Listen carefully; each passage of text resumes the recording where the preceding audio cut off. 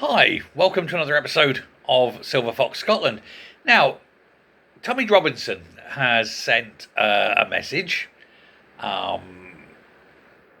sent it to Pete Wishart. Pete Wishart was very critical of the London protests.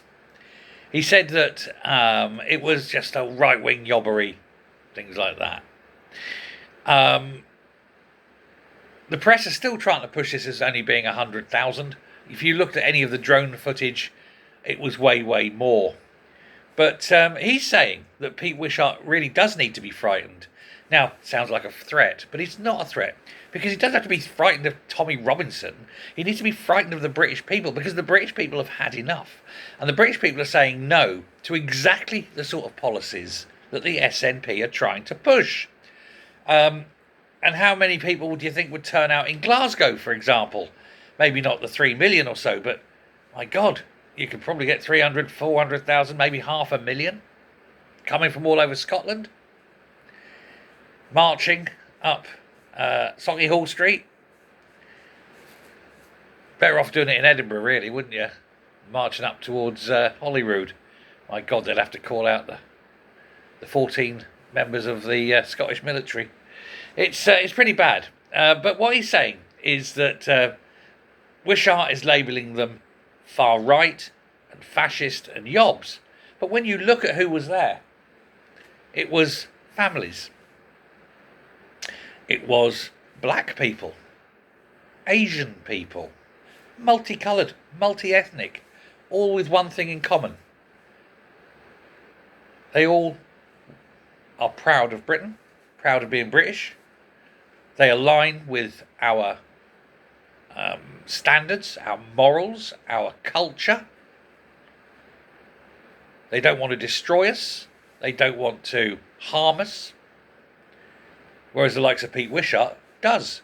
Remember, Pete Wishart is part of a party voting to allow grown men to watch young girls undress. Tells you all you need to know about Pete Wishart. Pete Wishart is trying to defend the immigration of people who rape children. Tells you all you need to know about Pete Wishart.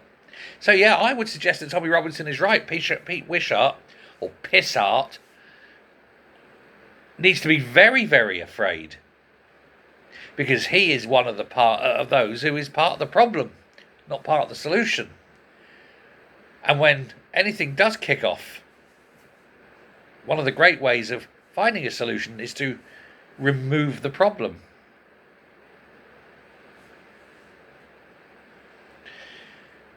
When the whole of the SNP are like this and pushing these disgusting, degenerate beliefs, and they think they're right, they're going to have a very rude awakening when the people do stand. They've woke up the sleeping giant, and it isn't going back to bed anytime soon. This movement, this people's movement, is going to grow, and if anyone needs to be afraid, it's the authorities, because they're the ones that have driven people to it. An interesting piece from my good friend Ash, by the way, over on Preston Journalist. Well worth a watch.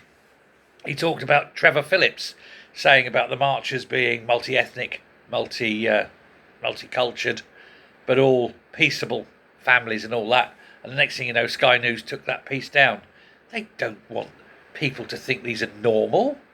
No, the narrative is that we're all far right now. We're all yobs. They can't do that if you're getting the likes of Trevor Phillips saying, oh, they're all peaceable and families are nice. That goes against the agenda. If I was Trevor Phillips, I'd resign.